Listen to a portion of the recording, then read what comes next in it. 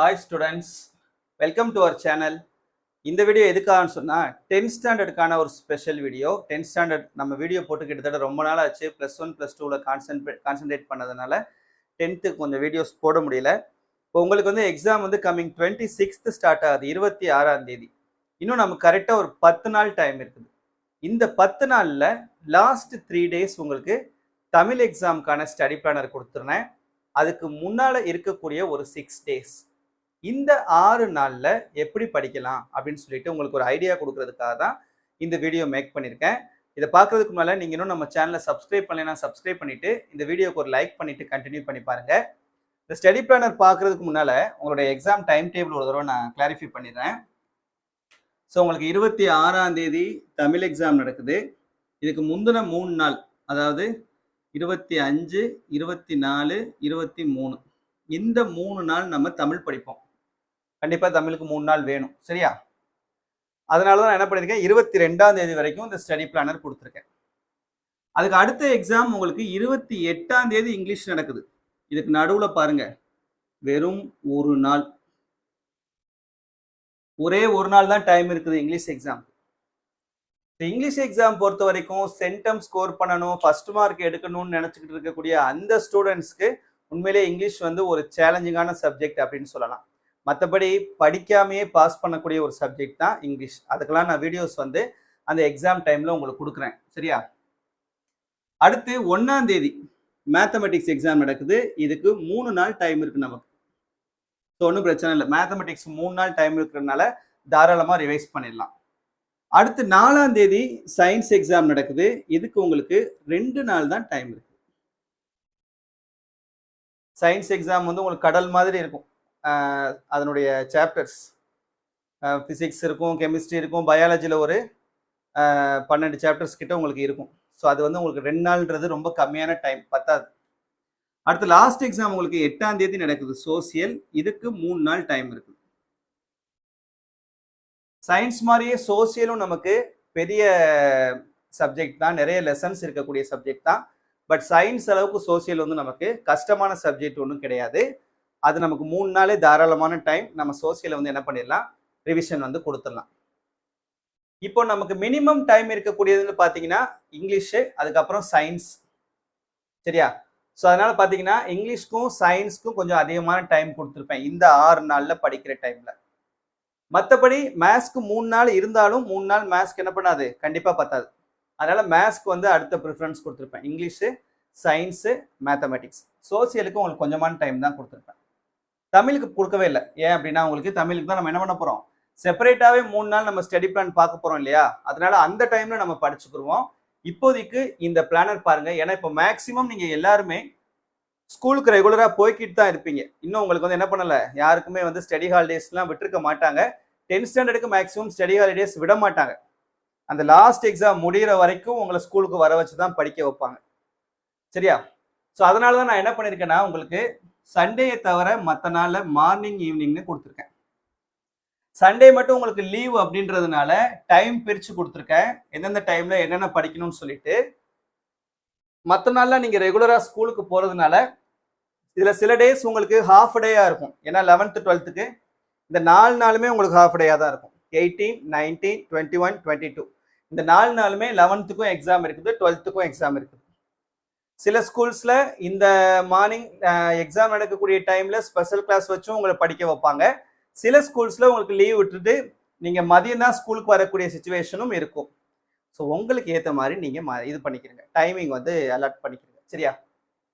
But இந்த கான்செப்ட்ஸை நீங்கள் தரோவ் பண்ணிடுங்க. தரோவ் பண்ணாதான் உங்களால் அந்த டைமில் இதை ஜஸ்ட் ஒரு ரீகால் மாதிரி பண்ணிட்டு மற்ற கான்செப்ட்ஸை தரோவ் பண்ணுறதுக்கு டைம் கரெக்டாக இருக்கும், சரியா? ஸோ 17ஆம் தேதி சண்டே அன்னைக்குன்னு நம்ம படிக்க வேண்டியது மார்னிங் 5 to 8, காலையில் அதிகாலையில் 5 மணிலேருந்து 8 மணி வரைக்கும் மேத்தமெட்டிக்ஸில் சாப்டர் 2 செகண்ட் சாப்டரை ஃபுல்லாக என்ன பண்ணிடுங்க, எல்லா சம்ஸையும் ஒர்க் அவுட் பண்ணி பார்த்து முடிச்சிருங்க இந்த 3 ஹவர்ஸில். எவ்வளோ சம்ஸ் பார்க்க முடியுமோ, ஃபுல்லாக முடியலன்னா கூட எவ்வளோ சம்ஸ் பார்க்க முடியுமோ அவ்வளோ சம்ஸ் பார்த்துருங்க. அடுத்து ஒரு 2 hours பிரேக் விட்டுட்டு 10 to 12:30, 10 மணிலேருந்து 12:30 வரைக்கும் இந்த 2.5 மணி நேரத்தில் ஃபர்ஸ்ட் ப்ரோஸ், செகண்ட் ப்ரோஸ், இந்த 2 ப்ரோஸ்னுடைய பேராகிராஃப் வந்து நம்ம படிக்கிறோம். ஸோ ஃபர்ஸ்ட் ப்ரோஸ்ன்றது ஹிஸ் ஃபர்ஸ்ட் ஃப்ளைட்டு, செகண்ட் ப்ரோஸ்ன்றது the night the ghost got it. அந்த ரெண்டு ப்ரோஸுடைய பேராகிராஃப் ஆல்ரெடி பல தடவை திரும்ப திரும்ப திரும்ப திரும்ப படிச்சிருப்போம். அதனால அந்த ரெண்டையும் நம்ம ரிவைஸ் பண்ணி ஒரு தடவை எழுதி பார்த்துட வேண்டியது. இங்கிலீஷ்ல நம்ம படிக்கிறது என்னதான், பேராகிராஃப், கொஸ்டின் ஆன்சர், அப்ரிசியேஷன்ஸ், அப்புறம் 1 மார்க். சரி, 1 மார்க்ல நம்ம எக்கச்சக்கமா படிக்க வேண்டியிருக்கும், அது நான் ஒன்றும் சொல்லலை. பட் இதுதான் நம்ம மெயினா படிக்கிறதுனா பேராகிராஃப் தான். அப்புறம் கொஸ்டின் ஆன்சர்ஸ் படிப்போம், அப்ரிசியேஷன்ஸ் படிப்போம், அவ்வளோதான். ஸோ இந்த ரெண்டு பேராகிராஃபை தரவு பண்ணிருங்க. அடுத்து ஆஃப்டர்நூன் 1:30 to 4:30 இந்த டைம்ல சயின்ஸ் பயாலஜில லெசன் 14ம் 15ம் தரவா படிச்சு முடிச்சிடும், 2 லெசன். அப்புறம் 5:30 to 8:30 டைம்ல இங்கிலீஷ்ல ப்ரோஸ் 3ம் 4ம் என்ன பண்ணிக்கிறோம்னா படிச்சுக்கிறோம். தேர்ட் ப்ரோஸ் வந்து அந்த empowering women navigating the world அந்த ப்ரோஸ். ஃபோர்த் ப்ரோஸ் வந்து தி அட்டிக் ஆதித்யா லெசன் இருக்குது இல்லையா, அந்த இது. ஸோ இந்த ரெண்டுனுடைய பேராகிராஃப் வந்து நம்ம கம்ப்ளீட்டாக படிச்சிடணும். ஸோ 4 ப்ரோஸுடைய பேராகிராஃபு நம்ம சண்டே முடிக்கணும். அடுத்து 9 மணிலேருந்து 10:30 வரைக்கும் எக்கனாமிக்ஸில் லெசன் 1ம் 2ம் படிக்கிறோம். 1.5 மணி நேரத்தில் என்ன பண்ணிடும், எக்கனாமிக்ஸில் சாப்டர் 1 and 2 கம்ப்ளீட் பண்ணி முடிச்சிடும். இது சண்டே நீங்கள் படிக்க வேண்டியது. 18ஆம் தேதி மண்டேலேருந்து நான் சொன்னேன், சில ஸ்கூலில் லீவ் விட்டுருப்பாங்க, சில ஸ்கூலுக்கு தான் போய் படிக்கிற மாதிரி இருக்கும். அதனால உங்களுக்கு ஏற்ற மாதிரி நீங்கள் டைம் பார்த்துக்கோங்க. ஸோ மார்னிங் செஷனில் நீங்கள் படிக்க வேண்டியது ஹிஸ்ட்ரியில் லெசன் 1, 2. நீங்கள் ஸ்கூலுக்கு ரெகுலராக போகிறவங்களா இருந்தால் ஏர்லி மார்னிங்கில் படிங்க, 4:30லேருந்து ஒரு 7:30 வரைக்கும். இல்லை நான் எனக்கு காலையில் லீவு தான் அப்படின்னா நீங்கள் இதை தாராளமாக என்ன பண்ணலாம், அந்த பகல் நேரத்திலே நீங்கள் படிச்சுக்கலாம். ஆஃப்டர்நூன் டைமில், ஈவினிங் டைமில் ஜியாகிரஃபியில் லெசன் 1, 2ம் படிச்சுக்கிறோம். ஸோ நம்ம டோட்டலாக சோசியலில் 6 லெசன்ஸ் கம்ப்ளீட் பண்ணுறோம். இங்கே 2, இங்கே 2, இங்கே 2.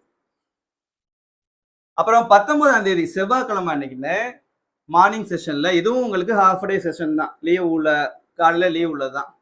கெமிஸ்ட்ரி, சயின்ஸில் கெமிஸ்ட்ரி 7ம் 8ம் படிக்கிறோம். ஈவினிங் டைமில் சயின்ஸில் ஃபிசிக்ஸில் லெசன் 1ம் 2ம் படிச்சுக்கிறோம். சரியா? அப்புறம் 20ஆம் தேதி வென்ஸ்டே அன்னைக்குன்னு புதன்கிழமை மேத்தமெட்டிக்ஸ், மார்னிங் செஷனும் மேத்தமெட்டிக்ஸ் தான், ஈவினிங் செஷனும் மேத்தமெட்டிக்ஸ் தான். இந்த சாப்டர் 3 பெரிய சாப்டர், எக்கச்சக்கமான ப்ராப்ளம்ஸ், எக்கச்சக்கமான எக்ஸசைசஸ் இருக்கக்கூடிய சாப்டர் இது. இந்த சாப்டரை ஃபுல்லாக ஒர்க் அவுட் பண்ணி பார்த்துக்கிறேங்க.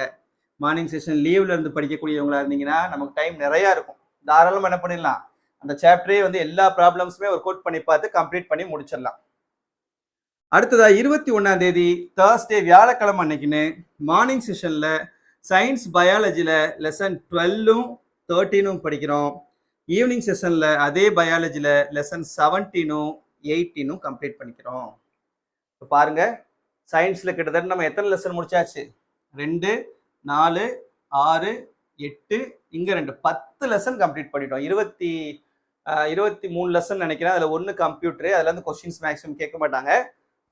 அதை விட்டோம்னா 22 லெசன்ல 10 லெசன் நம்ம இப்பவே கம்ப்ளீட் பண்ணியாச்சு. இதை ரிவிஷன் பண்ணிட்டு ரிமைனிங் இருக்கக்கூடிய 12 லெசனை படிக்கிறதுக்கு இந்த 2 நாள் நமக்கு தாராளமான டைம். சரியா? ஓகே. அடுத்து லாஸ்ட் 22ஆம் தேதி ஃப்ரைடே இன்னைக்குன்னு இங்கிலீஷ் படிக்கிறோம். மார்னிங் செஷன்ல இங்கிலீஷ்ல சப்ளிமெண்டரி 1, 2 2 சப்ளிமெண்டரியினுடைய பேராகிராஃப் படிச்சுக்கிறோம். தி டெம்பஸ்ட் ஜிக்ஸாக், ஓகேவா? அதே ஈவினிங் டைம்ல இங்கிலீஷ்ல சப்ளிமெண்டரி 3, 4 பேராகிராஃப் படிச்சுக்கிறோம். பாருங்க, நம்ம ப்ரோஸ்ல 4 பேராகிராஃப் கம்ப்ளீட் பண்ணிடுறோம், சப்ளிமெண்டரியில 4 பேராகிராஃப் கம்ப்ளீட் பண்ணி, ஏன்னா பேராகிராஃப் படிக்கிறதுக்கு தான் நமக்கு டைமிங் தேவைப்படும் கொஞ்சம். ஸோ இதை நம்ம படிச்சது நம்ம கம்ப்ளீட் பண்ணிட்டாவே மீதி இருக்கக்கூடியது போயம்ல ஒரு பேராகிராஃப் இருக்குது, அப்புறம் கொஸ்டின் ஆன்சர்ஸ், கிராமரு 1 மார்க். அதை நம்ம இந்த 1.5 நாள் கேப்லேயே தாராளமாக என்ன பண்ணிடலாம், படிச்சு முடிச்சிடலாம். சரியா? ஸோ உங்களுக்கு ஒரு எஃபெக்டிவா இருக்கணும், உங்களுக்கு ஒரு பிரயோஜனமா இருக்கணும் அப்படின்றதுக்காக தான் இந்த ஸ்டடி பிளானர் வந்து நான் ப்ரிப்பேர் பண்ணியிருக்கேன். இது உங்களுக்கு யூஸ்ஃபுல்லா இருந்தது அப்படின்னு நீங்க நினைச்சீங்கன்னா மறக்காம உங்க ஃப்ரெண்ட்ஸ்க்கும் இந்த வீடியோ ஷேர் பண்ணி நம்ம சேனல்ல சப்ஸ்கிரைப் பண்ண சொல்லிட்டு இதை ஃபாலோ பண்ணிக்கிறோம் சொல்லுங்க. வேற உங்களுக்கு என்ன வீடியோஸ் வேணும் அப்படின்றத மறக்காம கமெண்ட்ல சொல்லுங்க. தேங்க்யூ.